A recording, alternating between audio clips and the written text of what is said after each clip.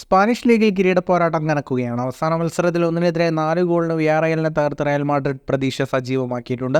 ഈ വിജയത്തോടെ La Liga point ടേബിളിൽ റയൽ വീണ്ടും 1-ാം സ്ഥാനത്ത് കയറി. സാന്റിയാഗോ ബെർണബ്യൂവിൽ നടന്ന മത്സരത്തിൽ Bellingham, Rodrigo, Brahim Diaz, Luka Modric എന്നിവർ നേടിയ ഗോളുകൾക്കാണ് റയൽ മാഡ്രിഡിന്റെ വിജയം.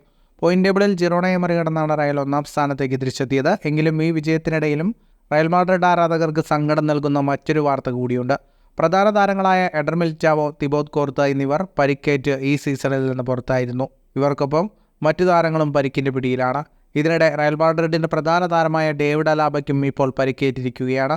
ലിഗമെന്റിന് പരിക്കേറ്റ അലാബയ്ക്ക് മാസങ്ങളോളം പുറത്തിരിക്കേണ്ടി വരുമെന്നാണ് പ്രാഥമിക റിപ്പോർട്ട്. അലാബയ്ക്ക് ACL ഇഞ്ചുറി ഉണ്ടെന്നും തീർച്ചയായും ക്ലബിനെയും ഫാൻസിനെയും സംബന്ധിച്ച് ഇതൊരു സങ്കട വാർത്തയാണെന്നും റയൽ മാഡ്രിഡ് പരിശീലകൻ കാർലോ അൻസെലോട്ടി പറഞ്ഞു. കിരീടം വീണ്ടെടുക്കാൻ പൊരുതുന്ന റയലിന് താരങ്ങളുടെ ഗുരുതര പരിക്ക് വലിയ തിരിച്ചടിയാണ്. ആദ്യമായാണ് തൻ്റെ ടീമിലെ 3 താരങ്ങൾക്ക് ഒരു സീസണിൽ ACL ഇഞ്ചുറി വരുന്നതെന്നും തനിക്കത് വിശ്വസിക്കാനാവുന്നില്ലെന്നും ആൻസെലോട്ടി കൂട്ടിച്ചേർത്തു. ഫുട്ബോൾ ലോകത്തെ കൂടുതൽ വാർത്തകൾക്കും വിശേഷങ്ങൾക്കുമായി സ്പോർട്സ് കഫേ ഇപ്പോൾ തന്നെ സബ്സ്ക്രൈബ് ചെയ്യുക.